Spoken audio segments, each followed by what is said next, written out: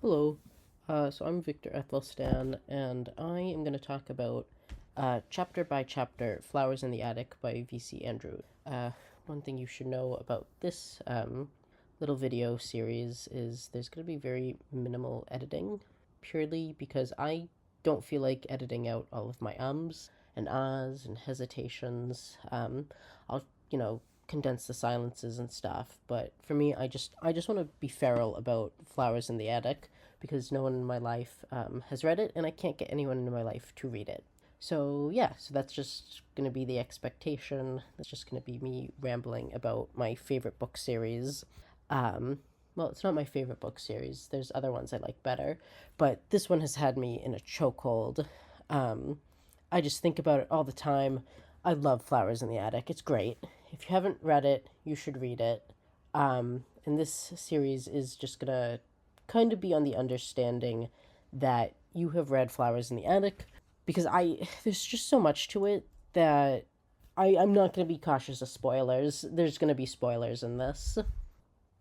So the other thing to keep in mind is I am reading the British version, which does have scenes taken out. I'm rereading it because I listened to the audiobook previously, and even by page 17, they eliminated the music box scene. Like they cut that out. I don't know why, because I was really excited to talk about that scene, but I guess I'll have to get an American version.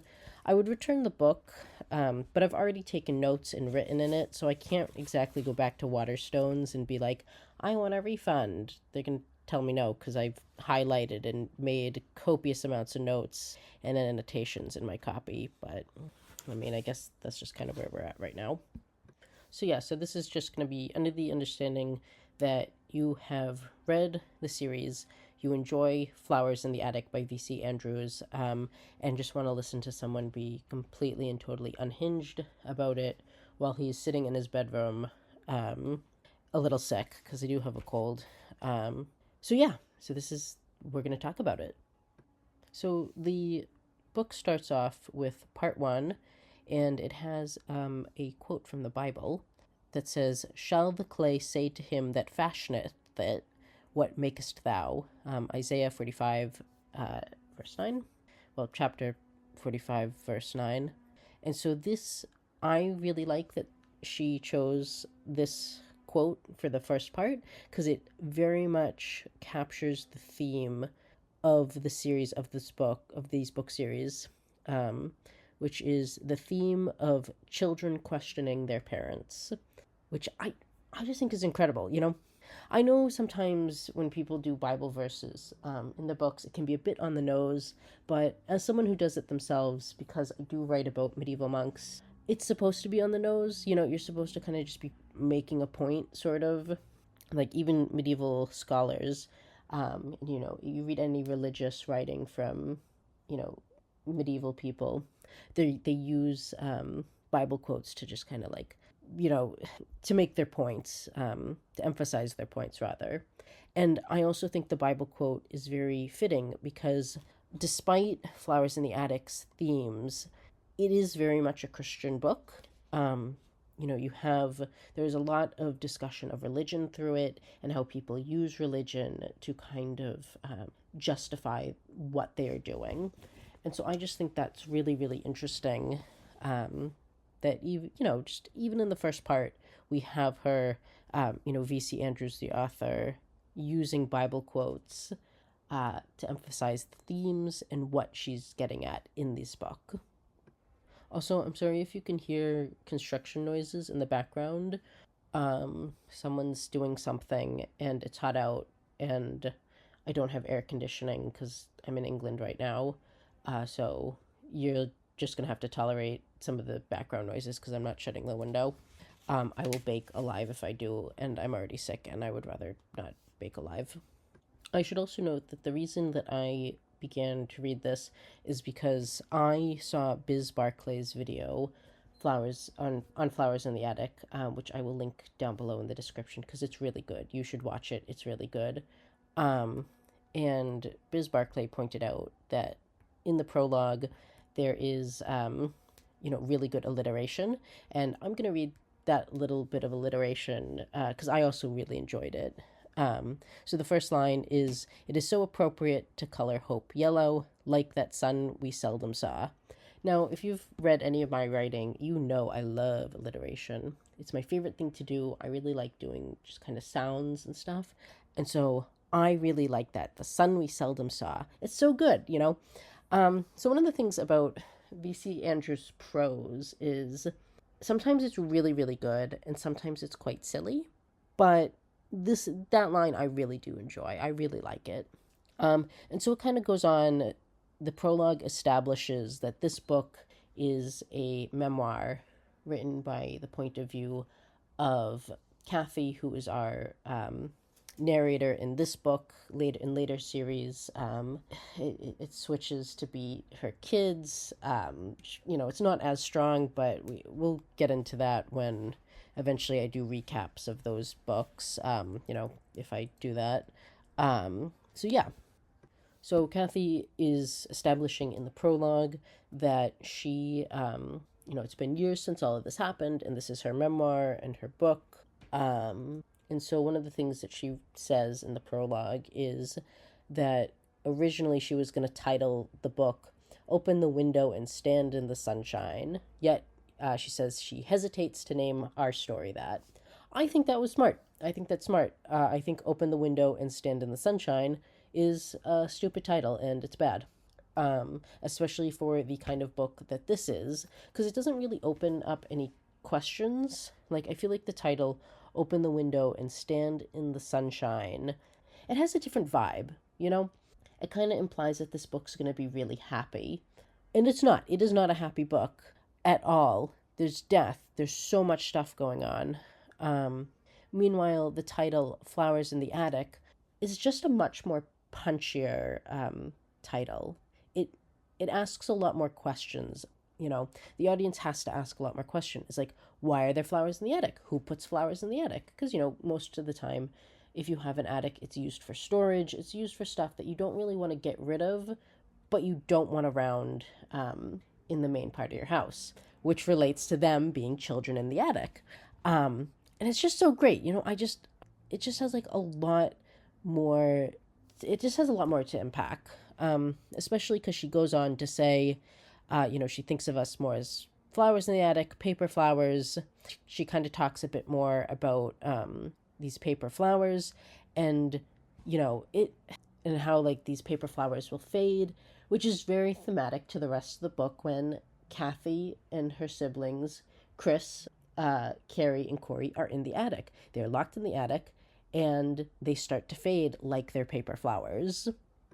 Also, I am just trying to be cautious that I'm not reading the entire book for copyright reasons. If you can go buy the book, because I don't want to be, I don't want to deal with copyright infringement for this book. Anyway, so the other thing she mentions is that they were prisoners of hope and kept captives by greed. Fantastic. I love it. I love it so much because they are captives by greed because of their mother, who wants the inheritance and does not care about what's best for the kids. There's some debate over whether or not Corinne did have her children's best interests at heart at first. I don't know. I don't know. It's one of the things that I'm going to talk about perhaps a bit more in the next chapter. But right now I'm just going to deal with the prologue. Because they are prisoners of hope. Because, they are like, they are hopeful, but they're not liberated by hope. Because also later in the book, hope is kind of what keeps them trapped when they can't escape. Hope that their mother will do the right thing. And if they were not prisoners of hope, they could have escaped and Corey would have lived. Anyway, the other line that I really like is that she says that they never color even one of the paper blossoms that they make yellow, which also reflects that hope is the color yellow for Kathy. And because they've never painted any of the blossoms yellow, it does imply that they don't really see hope as a good thing, or at least Kathy doesn't, because again, she does feel like she is a prisoner of hope. Another thing that she kind of goes off is she talks about Charles Dickens and how he has his writing style. And you can tell that Kathy is a writer because, she kind of comments that Charles Dickens was a genius, who wrote without difficulty. Meanwhile, she's struggling. She's struggling hard. She kind of talks about the labor of writing, and she says, oh, that she puts them down with tears, with bitter blood, with sour gall, well mixed and blended with shame and guilt. Oh my God, it's so good. If you're a writer, if you try to write things that are really difficult for you, but you really want to write, you know exactly, what she's talking about, and it's hard. Um, I really, really like that. So it goes on. Uh, this prologue is only barely even a page, and so then she also establishes that you know years have passed since all of these things have happened to her, and she's kind of calmed down a little bit, and her rage about what has happened to her, what her mother has done to her, it's kind of calmed down, and she wants to write with less hatred and bias than she would have had she started writing this book earlier, when there was more feelings about what had happened, when things were still raw. Which is interesting because if you can even feel you can feel the wrath in the book as it goes on, which is understandable, and Kathy is totally justified in being angry at what has happened because it's terrible. Um, but yeah, I do like the idea that she's calmed down a little bit. And you will see in the second book, which I think is the best. No, it's not the best book prose wise, but it is very satisfying. It's the best book having a feeling of reader satisfaction. I think prose and foreshadowing Flowers in the Attic is the best book out of all, but the next one is way more it's like very satisfying. You're like, yes, go get her, Kathy.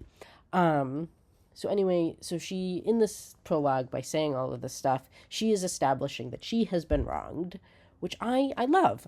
I love when a character is angry and she's like, yeah, I have been wronged, I'm trying to be the better person, but that's probably not going to happen, but I'm trying, but also I was wronged. Love that. So then the other thing that I like is that she says that she's going to hide behind a false name, live in fake places, and this is one of a really good line in the prologue that I really love is, I will pray to God that those who should hurt when they read what I have to say. Oh, sorry, no, I misread that. I will pray to God that those who should will hurt when they read what I have to say. Awesome. I love that because it's a contrast between divine mercy and human wrath and desire for revenge. It also begs the question why God would consider giving Kathy like this horrible revenge merciful. And I think after what everything Corinne did, this book is, she's getting off pretty good. Corinne, the mother. Of course, she does burn to death later on, but that's neither here nor there. Fuck Corinne. I hate Corinne. She's terrible. Um, they're all terrible. So yeah, so this is one of the things that I liked. So this is a great beginning to the book. There's a lot of setup. So excellent setup for a lot of payoff later. And there's going to be a lot of payoff. And I really love that about this book is just the foreshadowing. And V.C. Andrews in Flowers in the Attic is a master at foreshadowing.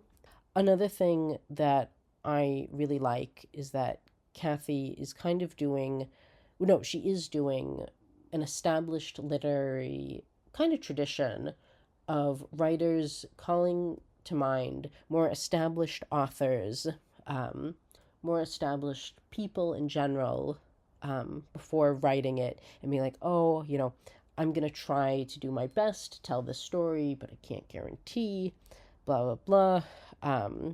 And she's also calling to mind older famous authors to establish why the beginning is slow. She's emulating Charles Dickens, and everyone agrees that Charles Dickens is a master at the craft. He's a really good writer, really good storyteller, and this is why I'm going to tell you all about my childhood because we need to set the scene. And as someone who is a writer, I have tried to done that in the past, and I have had people say this beginning's way too slow.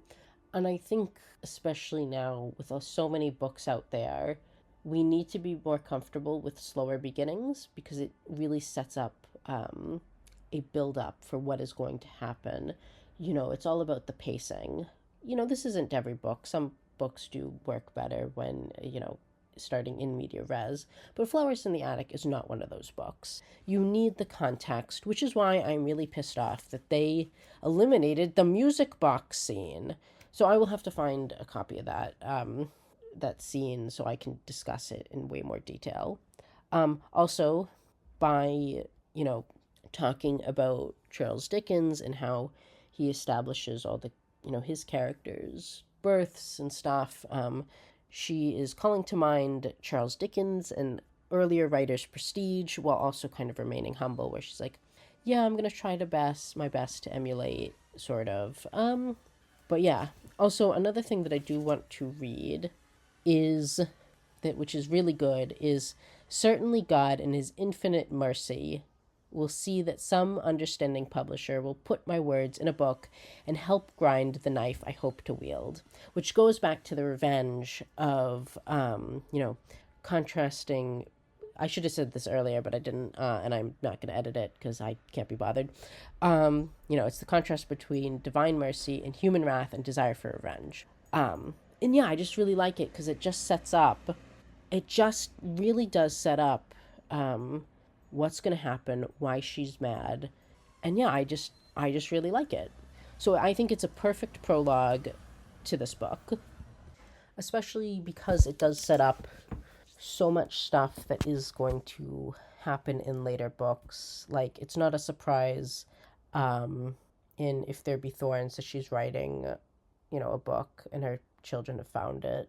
So yeah, I just really love Flowers in the Attic, and I hope that even if you've not read Flowers in the Attic and you're listening to this anyway, that you enjoy it as much as I do. So yeah, so if you liked this video and want to see, more, or, want to be notified when I post the second video in the series, yeah, just feel free to subscribe, like, whatever, I don't know.